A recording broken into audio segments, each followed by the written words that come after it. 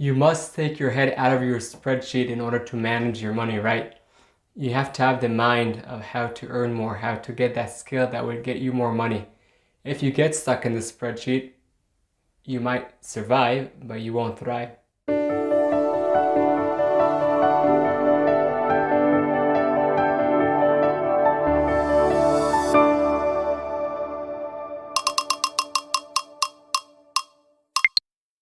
I believe that in life we are here to serve a purpose greater than ourselves. But in order to do that the best way, we must start with investing in ourselves. I believe in you, and this channel is going to give you tools to help you overcome your challenges and light your path. Let's start. Many people, when you talk to them about money, about managing money, the first thing that comes to their mind is, you got it right, the spreadsheet. So the spreadsheet is a nice tool, to get you an awareness of where your money is going, where your money is coming in from. But the spreadsheet is for sure not enough. It's not even close for being enough. Your mind, when you're trying to manage your money, whoever's watching it in right now, we're in inflation time, so some people are getting hurt pretty hard. I guess everyone, because the prices are going up and basic needs. So you need to manage your money really carefully, but your focus shouldn't be on the spreadsheet. Your focus should be in a different place. But as a start, you have to know where is your money, where is it coming from, and in a lot of cases, I'll guess in most of the cases, where is it going out? Where is your money spending? If we'll go a few years back, I remember pretty well the time that I was in really big debt, and I had to manage my money right, otherwise there's no chance I would have had the option to pay my bills. The bills, the debt, everything. So I really had to be careful about how I manage my money, also in terms of what I spend, but more importantly, how do I increase my money earnings? But before that, I want to go a step back.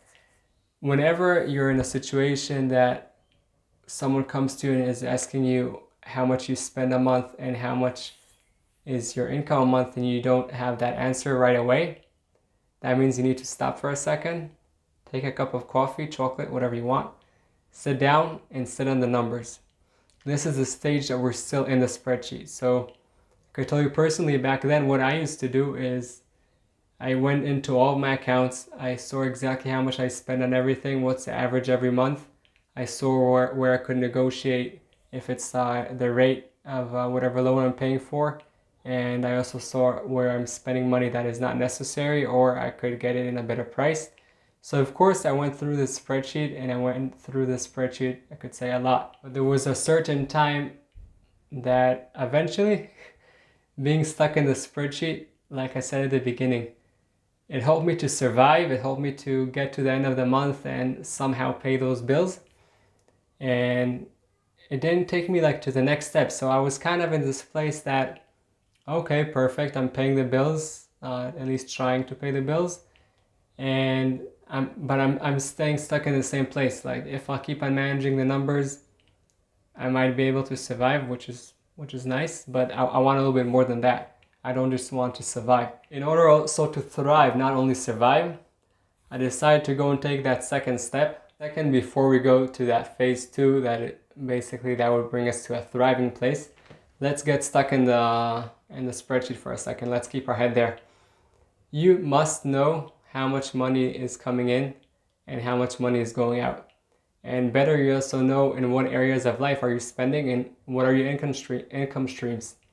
Is that only from your business? Is that from your investing? Is that through different options that you put in the stock market? And there are a lot of different types of income streams, but you need to know from where your money is coming and where your money is going to and how you can save. So that's a whole different video. We could talk about that, about how to manage your money and make sure you know what's coming in and out. But after, let's say you did that, and assuming you still have your coffee with you, let's go now to the next step. You need to put your mind in a place of how to make your money grow, how you want to make your money grow, not by decreasing only your expenses, also by growing your income. So I remember back then, like I said, I did money managing. I was a lot in the spreadsheets, trying to understand how I'm going to basically reduce my debt and then eliminate it. It was I'll say pretty simple to go through the numbers. To implement, that's a different story. But then when I tried to think how I can grow my income, so there are many different skills that came into my mind that I told myself, okay, that can help me bring a few dollars here, that can bring a few dollars there. But the main thing that I had in my mind personally was investing. Even though I was in debt, sometimes it's good, not always, be careful from this, of leveraging. Leveraging can be great, but could also be really dangerous. So I did some leveraging, and I took the money, let's say, that I got for 2%, and I put it on a pretty secure investment for about 6-7%. That way I was doubling my money even more after taxes. So what I was doing was basically leveraging. Leveraging is a great tool, but it's a tool that can help you grow and rise and go high up, but it's also a tool that can make you crash. So I was leveraged pretty high. I thought, that my investments will help me get out of this whole situation, which, by the way, investments are great. I'm all in for that. But you need to be careful how you invest. So before you go into the investing world, try also to think of a skill that would bring you more money, that would increase your income. And whatever comes from that increase, you could go and invest. So for example, I had a few skills that I used in the past that helped me a lot, but I kind of put them aside the past few years back then. So I decided to use them again, and I started doing some personal business and basically working one-on-one with people and helping them and providing them with a safe environment. So what I did, I said, okay, what skill do I have? And by the way, sometimes you won't have that skill, and it's fine, you go and acquire it. But you need to ask yourself, what skill do you have now that can produce for you more income? Perfect. Go start doing the work. We spoke about this a lot, the first step in order to produce that income. And if you have a skill that you really want to have, but you don't have it yet, and you know that could also produce for you more income, amazing. Go and purchase that skill. When I say purchase, because usually it would cost you money to get that skill, whether it's learning it in a course, whether it's going one-on-one to someone that already got that skill. So go and purchase that skill, because the best investment you could do is in yourself.